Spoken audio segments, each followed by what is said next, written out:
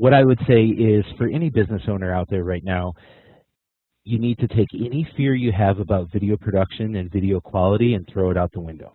Welcome to the Magnificent Marketing Podcast, where we interview the top marketing experts in the world and keep you up to date on all the changes and best practices to help you grow your business and stay on the cutting edge. Welcome to the show. Hello, everyone. I'm here today again with Paul Kortman, and Paul is the owner of Connex Social and Digital Marketing Agency, specializing in increasing conversions and increasing quality traffic. He is a father of 4, husband of 1, world traveler, and self-proclaimed certified nerd. Paul is committed to accomplishing clients' businesses' objectives through solid strategy and on-time tactics every time. And today, we are going to be talking about how to market your small business in today's digital space, part 2. How you doing today, Paul? I'm doing very well. Thanks for having me on again. Yes, sir. I know we had too much to talk about last time, which is why we had to break this up into part 2. And for the listeners, last time, if you want to go back and reference that podcast, we talked about researching your market. We dug into SEO, email, pay-per-click, social advertising, content marketing, amongst a lot of other great stuff. But again, we ran out of time, and Paul had a lot more wisdom to bestow upon us. So today, I think where we left off is what we want to start tonight or today is videos. Videos are obviously a big part of the marketing equation these days. You never know where things are going to change, but I think for the foreseeable future, they're going to be very integral. So, Paul, love to get your take on videos, what your thoughts are on them, how business owners can possibly utilize them, any other sort of creative ideas that you might have, and potentially maybe some must-have videos. So I know I threw a bunch of questions on you all at once, so just take that question as best you can and see what you got for us. Well, the first thing I want to throw out there is we're very visual people. We know this from marketing studies and group studies and that sort of thing, that we're programmed as babies, actually, it's in our DNA, to look at people's eyes, to look for people's eyes.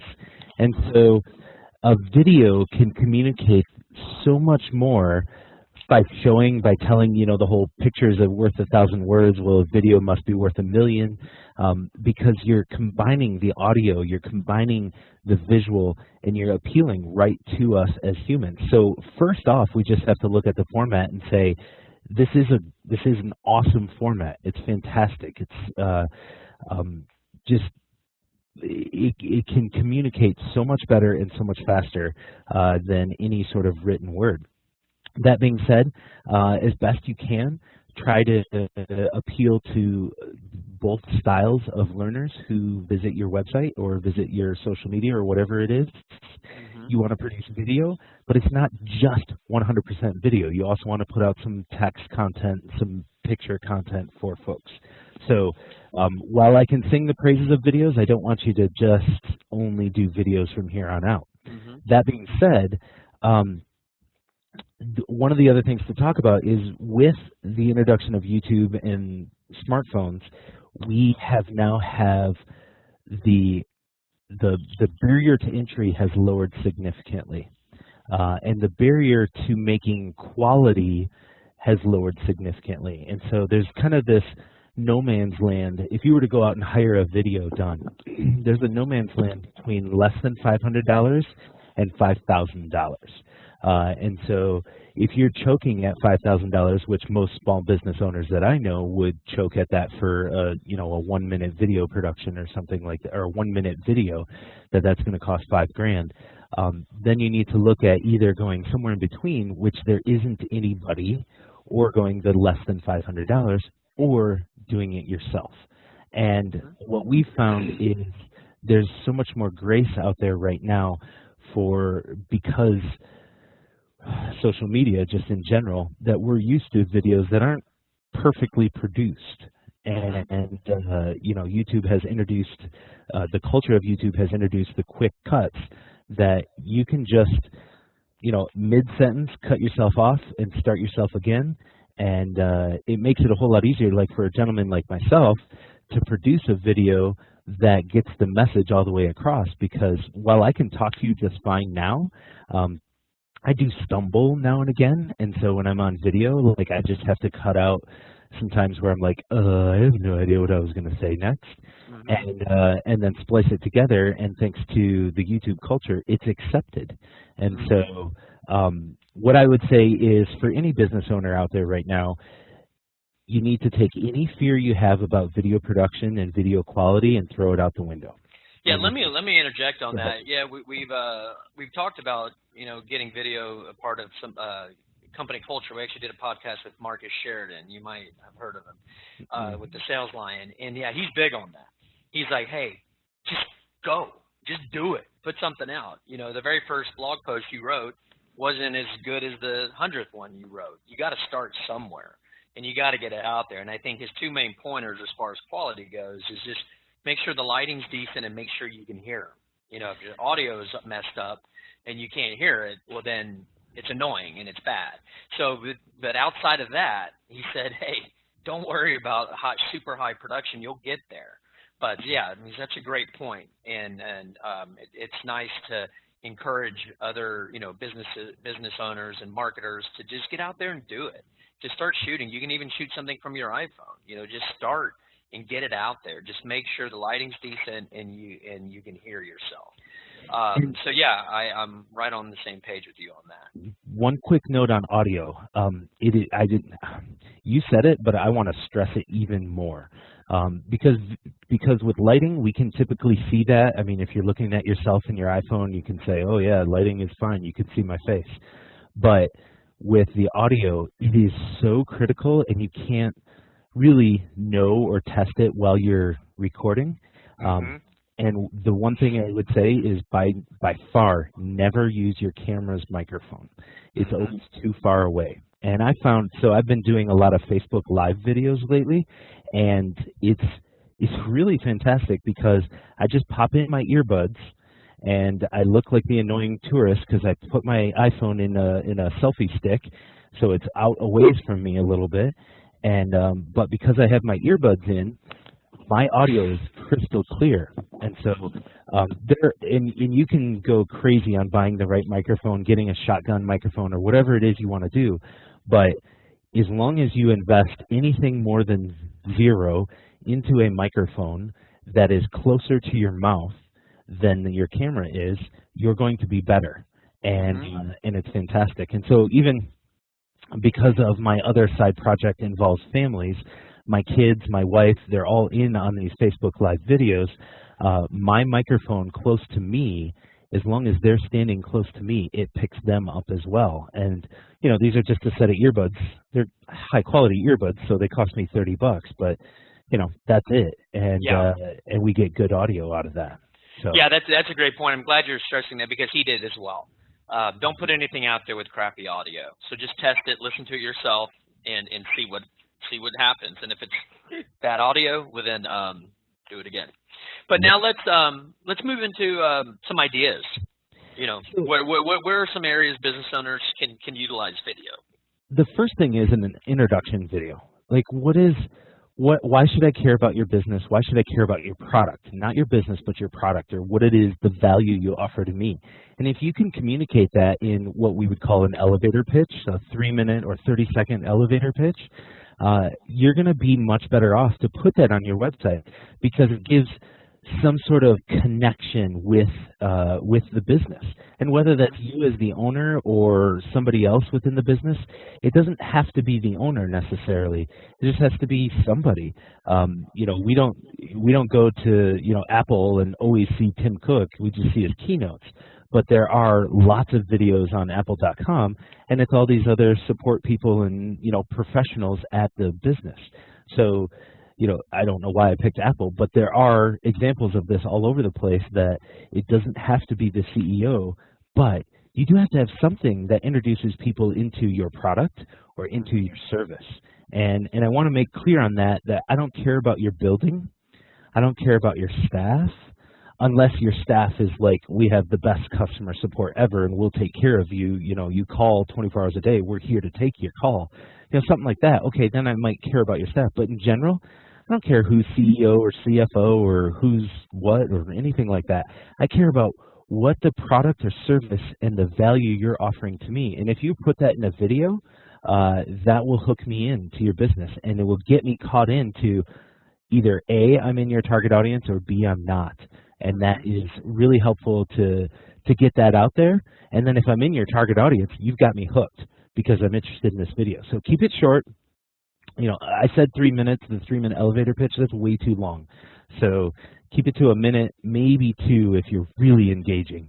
But just try to keep it out there. And then there's all kinds of other videos that you can do. So the basic one is some sort of introduction to your products or your services.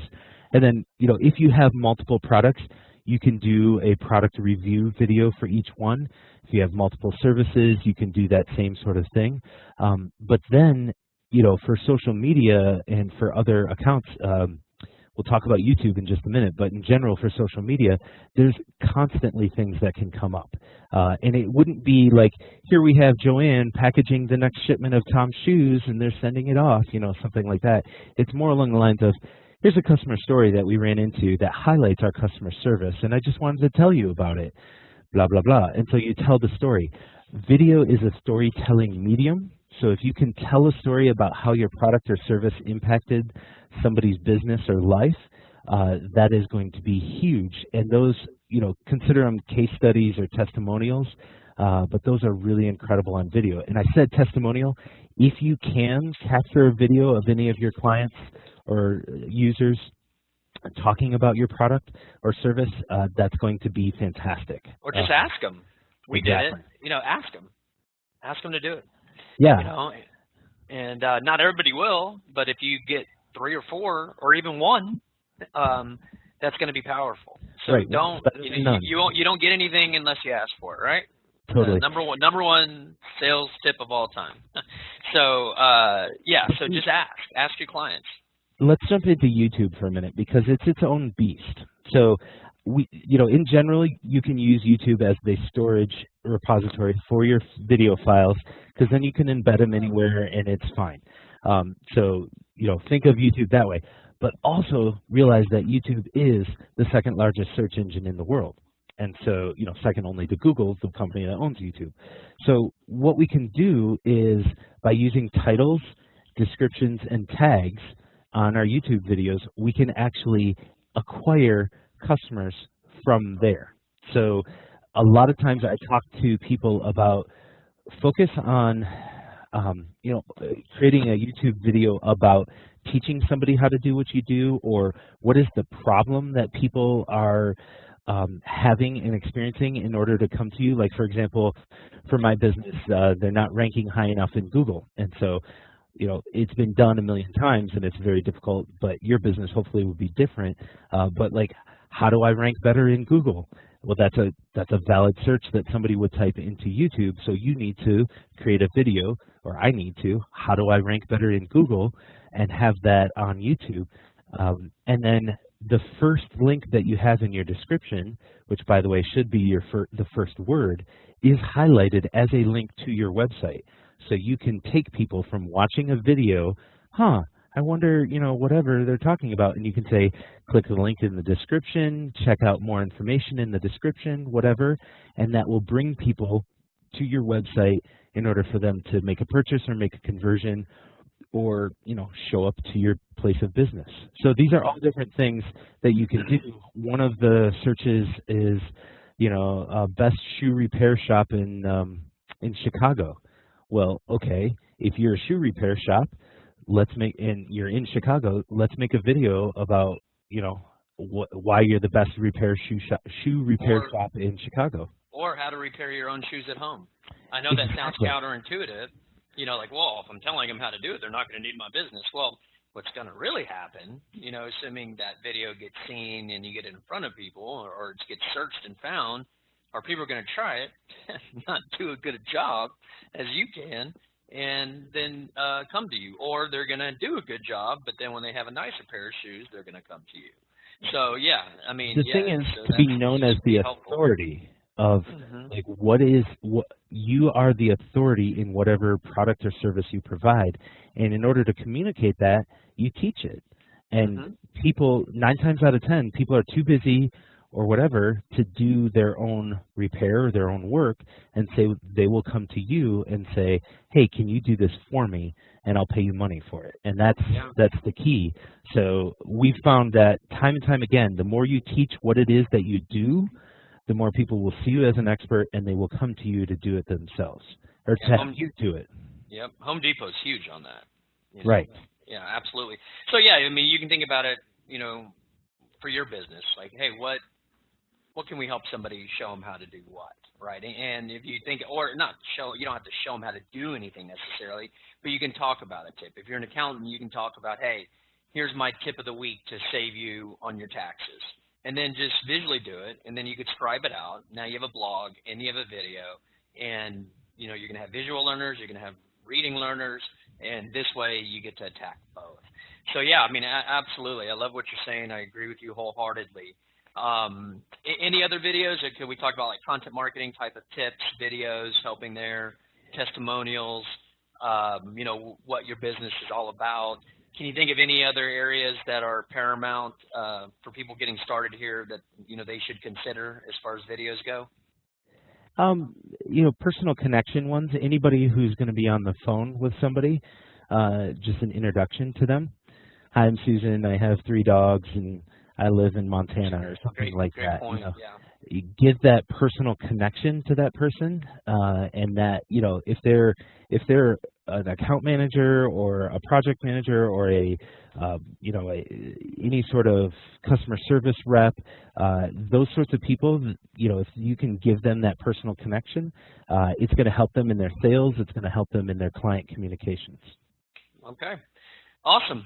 All right, well, let's move on here. That's all. That's some great tips. Hope everyone really takes that to heart, because it's a big deal. It's a big deal, and you got to get going. Just get out of your comfort zone. Stop worrying about it being perfect. Not everybody has Nike's $1 million budget to produce a 30-second spot. So don't worry about it. Just get out there and do it, and you'll get better. All right. Hey, there's one platform we didn't discuss last time, a major platform that we didn't get to. I'd like to cover today is LinkedIn. Would like for you to talk specifically about this platform and how small business owners can generate business through it without spending any money. Can you give some tips there? The biggest thing for LinkedIn is now we're talking B2B. It's very rare that you're going to use LinkedIn on a B2C level, but on a B2B level, LinkedIn is gold. And there's probably 20 different strategies to use LinkedIn. But I'm going to address, the first one I'm going to address is advertising, and I'm going to say don't do it. We've tried advertising on LinkedIn all the time, and it just, you know, as much as I love LinkedIn, they still haven't nailed their advertising right, and so it's a waste of money at this point. And I'm sorry, Reed, you can feel free to reach out to me, and I can give you advice on how to change that. But you know, don't approach LinkedIn like you would approach Facebook of, I need to throw money at it. Let's try it from a different perspective. And, you know, if it's not money, then it's time. And so there's a lot of things that you can do on LinkedIn, but it's going to take time. The first thing that you need to do is that your profile, your LinkedIn profile, needs to essentially scream what it is that the value that you provide to businesses. So it's, yeah, some people say it's my CV, it's my, you know, resume or whatever, and it's like, yeah, that's great and all, but if it doesn't scream, you know, shoe repair in Chicago, it's not, you know, it's not going to work. Now that's a business to consumer example that I gave, but you know, if it doesn't talk about computer memory producing or whatever, it's not going to be helpful to you to acquire new clients. So you know, whatever the service that you provide for other businesses, let's say coaching, you need, you know, like, I don't really care that you worked for McDonald's when you were 16. I care that you're description there talks about coaching and how you've made a difference and who you've impacted and has testimonials in there, and treat it like a mini sales page. Then once you get your profile so where it's, in my terms, screaming whatever value it is you provide to your customers, then you've got two basic ways to reach out. You can pay for the LinkedIn Pro version where you can, send out a bunch of emails through LinkedIn, and that, from time to time, depending on season of your business, that would be beneficial to do. But you have to be dedicated to reaching out, because otherwise it's a waste of your money. So, if you're not sending LinkedIn emails every week, then it's not worth your time and effort. But what you can do is LinkedIn is gold for researching who works for what company and what titles they have. So get really familiar with LinkedIn's advanced search, that you can go in and you can say, I want all CFOs at companies with more than 30,000 employees. And it's like, boom, there you go. Now you have all your CFOs at large companies that you can reach out to and start to engage with. Some of the ways to do that is to find out what groups they're in.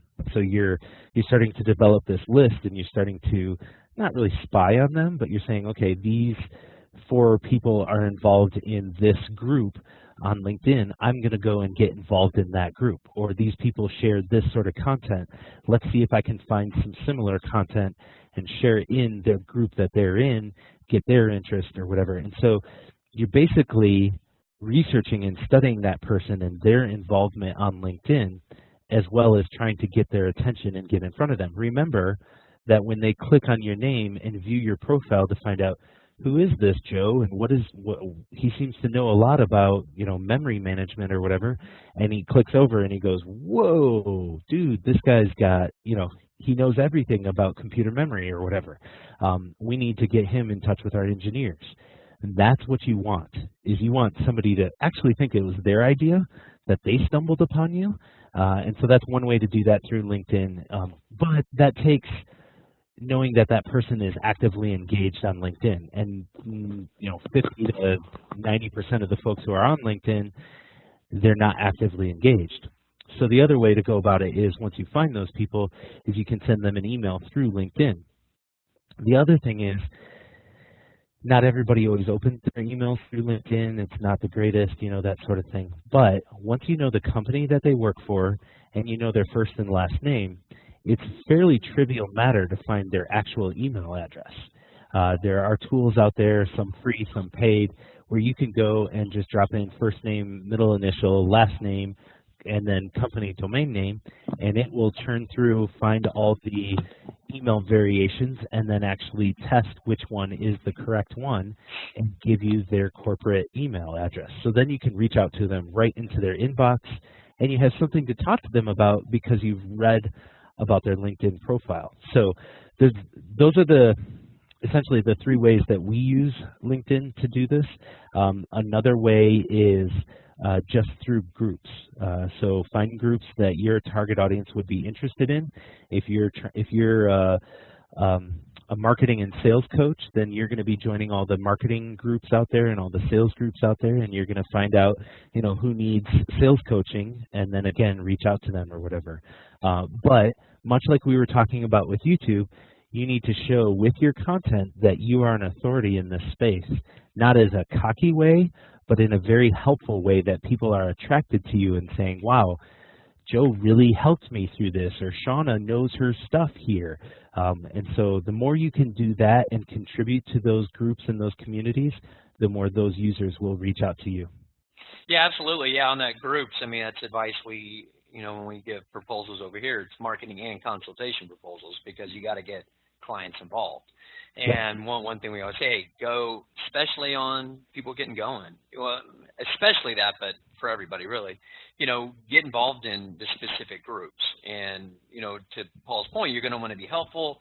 You want to give answers, and then you can casually say, and by the way, hey, we actually wrote, more about this subject, and you can access it here. You don't just want to say, drop the link and say, you want to get involved and then point people back to something else that, you've done a video or or written a blog about, and you can push them over there. Now, one thing you didn't touch on that is, we found success in is LinkedIn Publisher. Repurposing your blogs over there.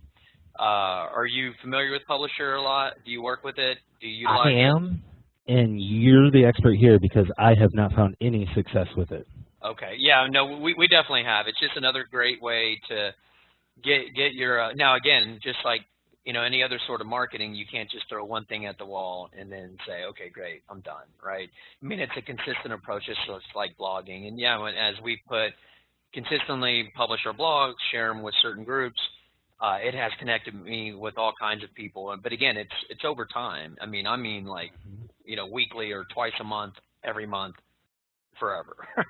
So it is a bit of work, but it definitely is just another way to get stuff out there. And basically, it's you go to your profile, click on write an article, and then you're in Publisher, and then from there you can share it with groups, you can share it with individuals.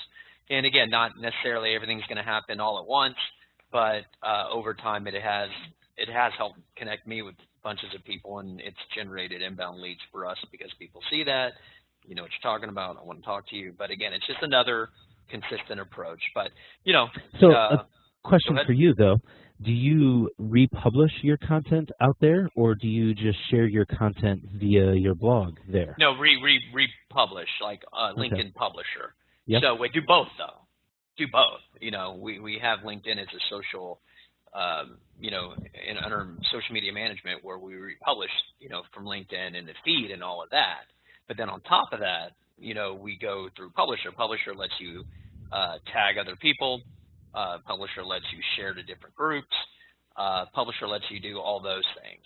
So, and if you did collaborate with somebody, which is actually my next point I want to talk about, even more so, because then they'll be sharing it and they'll be sending it out. You tag and say, hey, great job on this. Nice conversation we had, which you'll be saying happened with you, and and we push it out. You'll share it, get a new network out there, and there you go, right?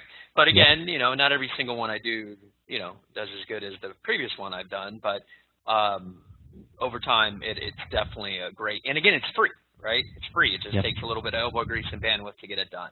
So that's another tip. All right, well, cool. Let's move on to kind of what I touched on, collaboration opportunities. What's your take here? Any ideas what you've done in the past? Any ideas you have for something you're thinking about doing? And just your thoughts in general on collaborating. Well, you hit on it just a second ago of extending your network. And that's the best thing about collaboration is you basically need to find somebody who has, similar network or similar reach. Not a competitor necessarily, but they happen to be, involved in a service or a product that they provide that your audience also is interested in. And it's like, okay, how can we get together and do something so that, you have to share in order to receive. You have to give to receive. And so, yeah, you're going to talk about them to your network, but they're going to talk about you to their network. And so, it can be a win-win situation, and that would be ideal, but you just have to make sure that you provide enough value. So one of the things that I've done, and this actually is something anybody should do, and this is a little bit of a stretch from the collaboration, but I took it to a collaboration level, and that's provide a testimonial for somebody who has done work for you that has a similar audience. By providing a testimonial, chances are they'll store it somewhere, and you have to write it in such a way that it's obviously glowing about them, but it talks about the product or service that they offer and whatnot.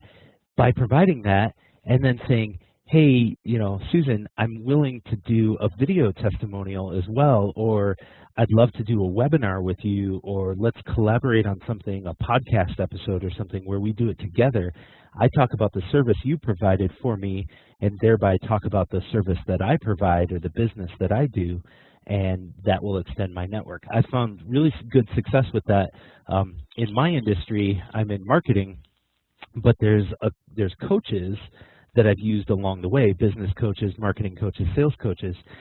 Well, they have other marketing folks as their clients, and I'm trying to reach out to marketing agencies to be my clients. And so by collaborating with them, providing webinars, providing content, co-publishing stuff, they push it out to their audience gains a knowledge about me and suddenly get folded into my network. And sure, they get some of my audience, but if they did a good service, if they provided what I said they provided, then why not?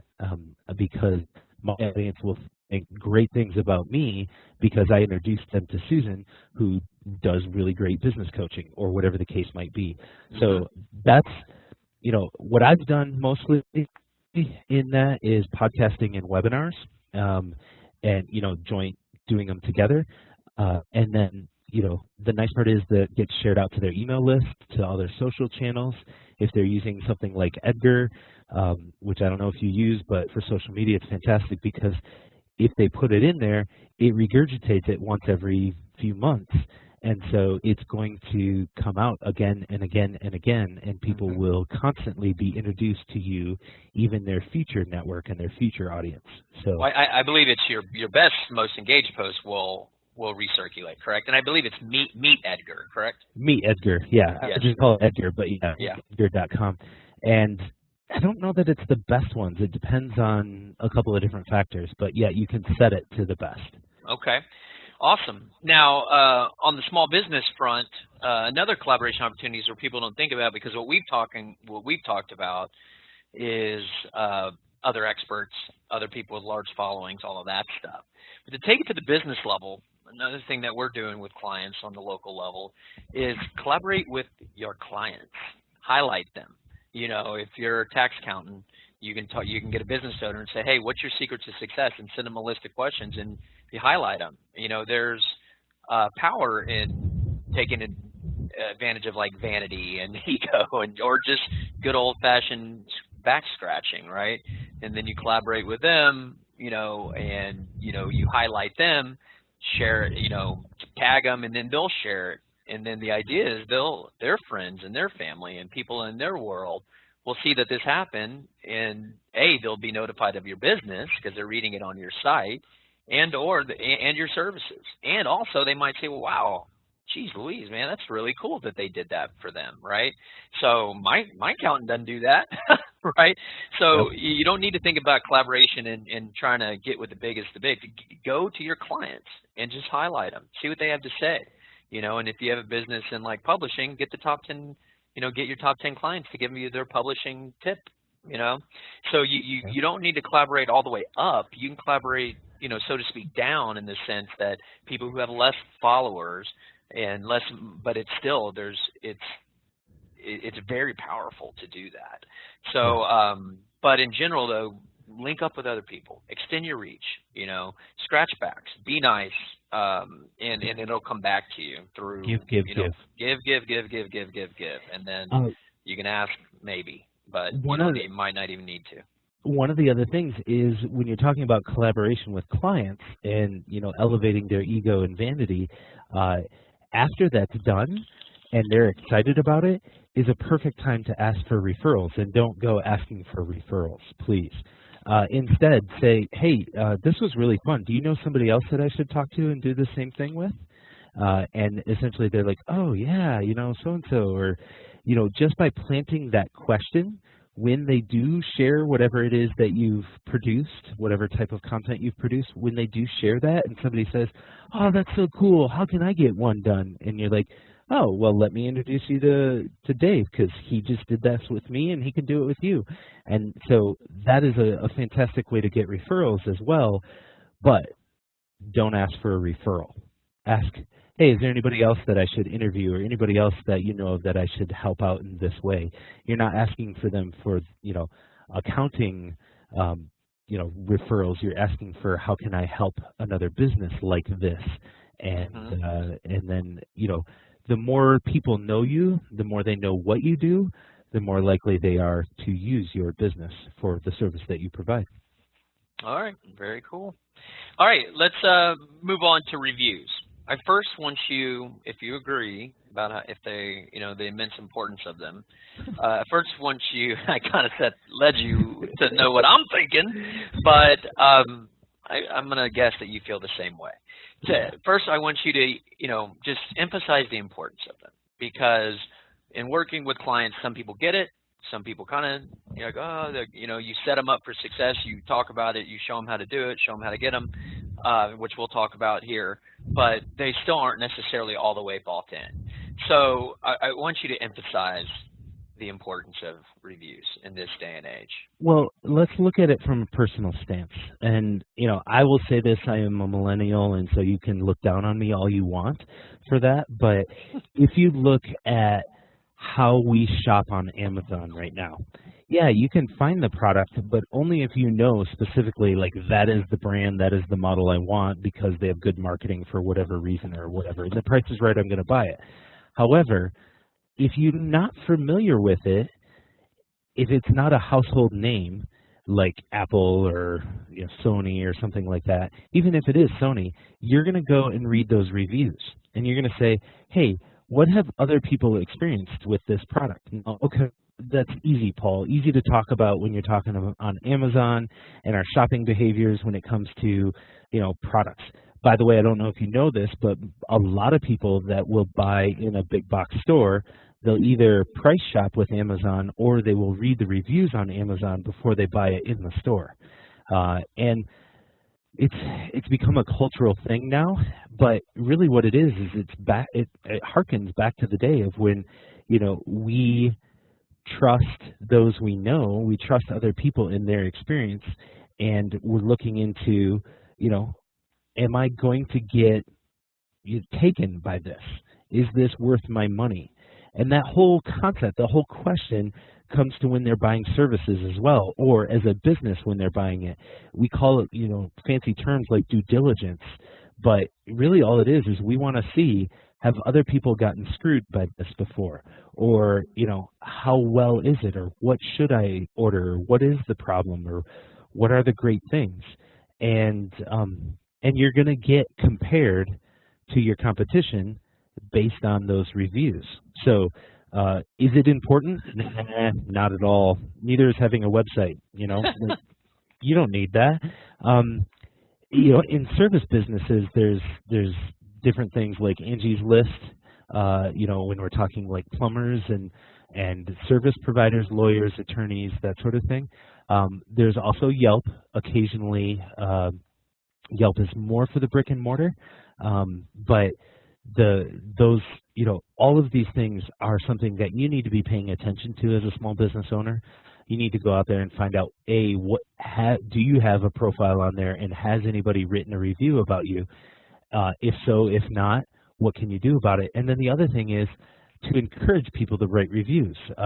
We have service providers that after after a chiropractor visit, we'll get an email from them, a personal email that just says, hey, I wanted to see how is your adjustment, 2 days later, 3 days later, something like that. How's it coming about? And then if we respond in a positive, affirmative way, he'll say, great, do you mind writing a review over on Yelp for me?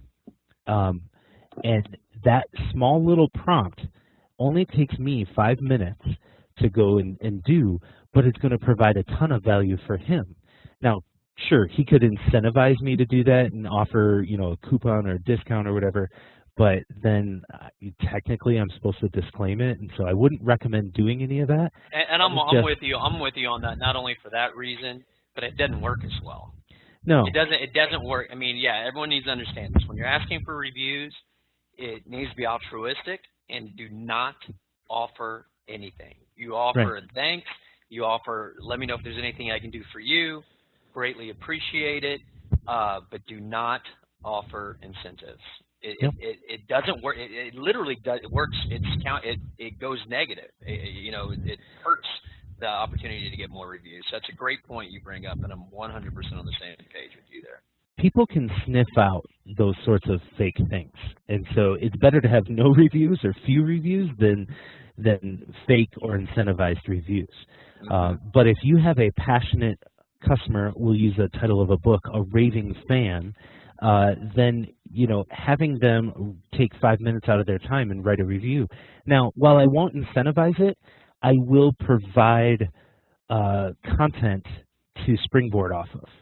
Like, the best thing about Paul's service was XYZ, and just let them fill out X, Y, and Z. These sorts of starters that help people get the creative juices flowing. It just helps them, because otherwise they're looking at a blank text box and they're going, I don't know what to write. And it's like, here, let me just give you a couple of ideas.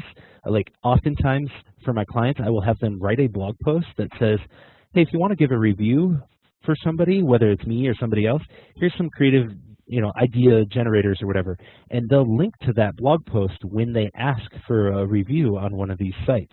And they'll say, hey, if you need some help getting started, there's some templates I've provided over here. So you don't have to always copy and paste it and figure out where it is.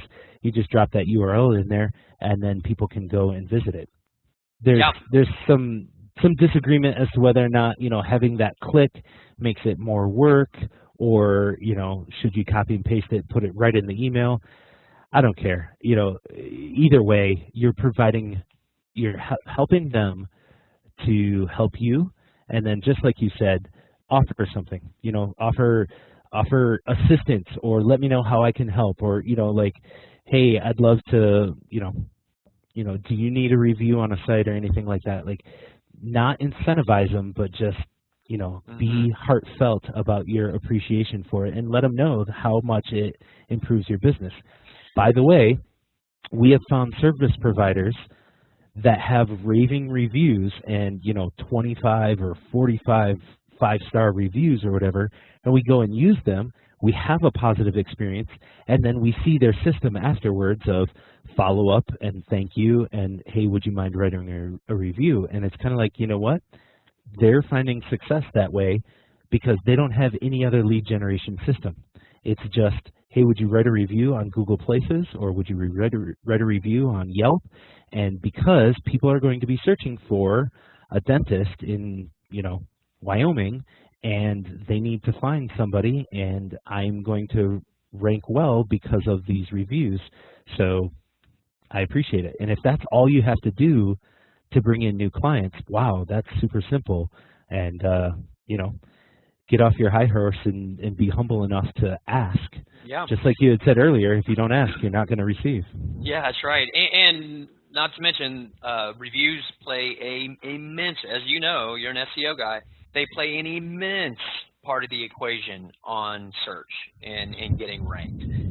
It's a big, big part, and Google takes that into consideration. Now, a couple other pointers for the reviews is we talked about it, but you do want to make it as easy as possible on people. So do provide a link, hey, click here to write a review on Yelp or Google, whatever ones, if it is Angie's List or if there is like specific industry websites, have them click on the link and it pops up exactly to the place where all they need to do is do the star rating and write the review. So, make sure you make it easy on them. Do that. A couple big pointers that we've talked about is don't be afraid to ask. That's where people fall short. It's okay to ask. You're not telling them, give me a 5-star rating and say, do this. But you are, ask.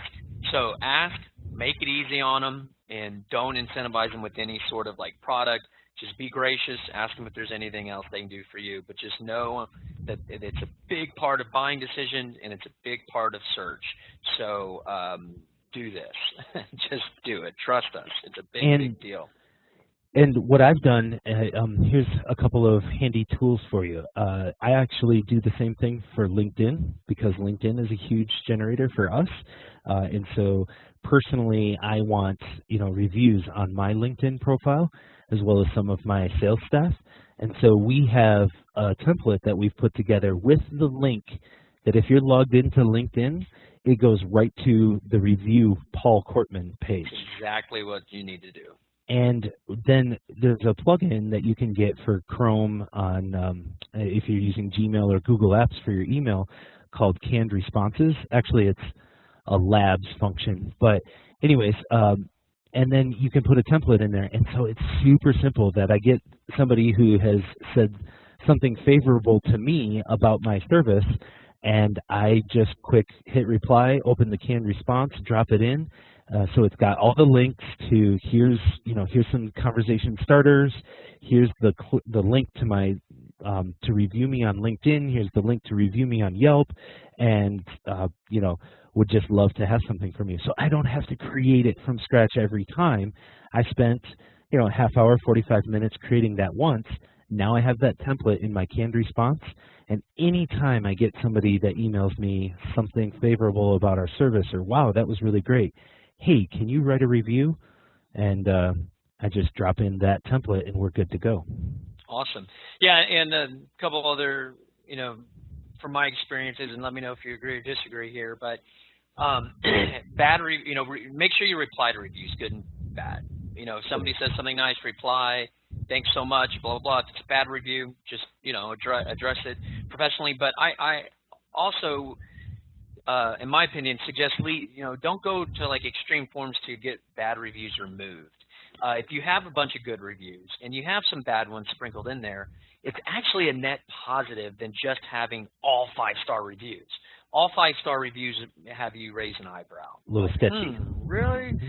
But if you have a 1-star and you have a 3-star and you have a 4-star and you have a 2 mixed in with bunches of good stuff, it actually legitimizes. And I kind of learned this mainly from Jay Baer, who was on our podcast, and he wrote Hug Your Haters and stuff, that book, that big time book about social customer service, and we talked about reviews, and that was a big point over this. It actually, there's a study that shows that it's actually more effective to have some bad reviews mixed in with your good reviews.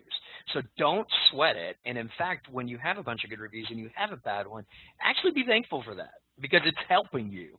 And just reply to it. I'm sure, if you're a good business who has lots of good reviews, then, it's probably just some weirdo person who had a bad day, And not to mention, you might be able to turn them into a advocate. You never know. It's a big opportunity to address unhappy customers.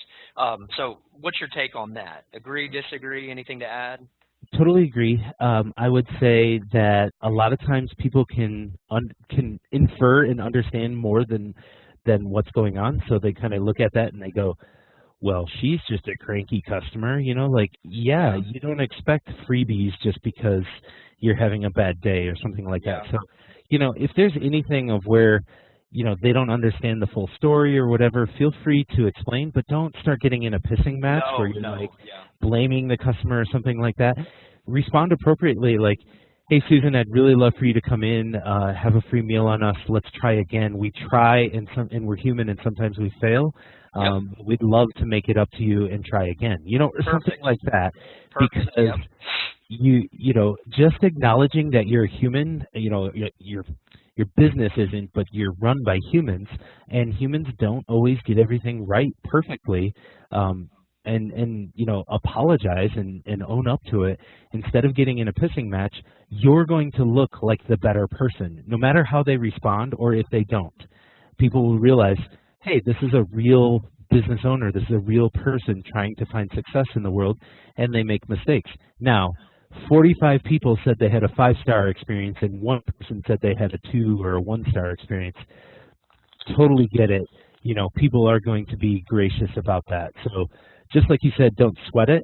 I would also, encourage, just encourage that, trying to establish a relationship there, because, for me, if I've screwed up with any of my clients, and they're reasonable people, there are some clients who are not always reasonable, but if they're reasonable people, I want to make it up to them. And if I can do that, so I can leave them, I know we're going to part ways, but I can leave them with at least a mild flavor in their mouth instead of a bitter, nasty experience. That's going to be better for me as a small business owner than it would be to just let somebody walk away with a nasty experience. So I would look at it as a more personal basis of just, hey, not that you can make that person happy, but what could you do to try and make it better or make it up to them and see what happens. Yep, awesome. All right, man. I think we're ending our time together today. Before I let you go, do you have any big predictions for the future on what might change in the area of digital marketing for small business owners that you see coming up here? I think the big thing that has been talked about, but we haven't seen the full effect of it yet, is voice search. It's going to be huge. It's going to change, like Alexa and Google and all of these things. Not Alexa? What is it called? Is it Alexa? No, you got it. Okay, Amazon. I have one. We have our Alexas. I love her and hate her. Yep. But the thing is, they're just going to get better and better, and they're going to be more prolific and more prolific. Our cell phones are going to get faster at voice search, and so like pay attention to that, and pay attention to what is it that people would type versus what would they say, and start trying to lean towards creating content around what they might say that would bring them to you. Agree wholeheartedly. Great point. Awesome. All right, Paul, how can people continue to learn from you? We're over at ConnexDigitalMarketing.com. That's CONNEX. We're on all the socials, so go ahead and search us up there. But my favorite channel is Twitter, and I'd love to help you out in any way. Feel free to ask any questions you have. All right. Awesome, Paul. Thanks for your time today, and until next time. All right.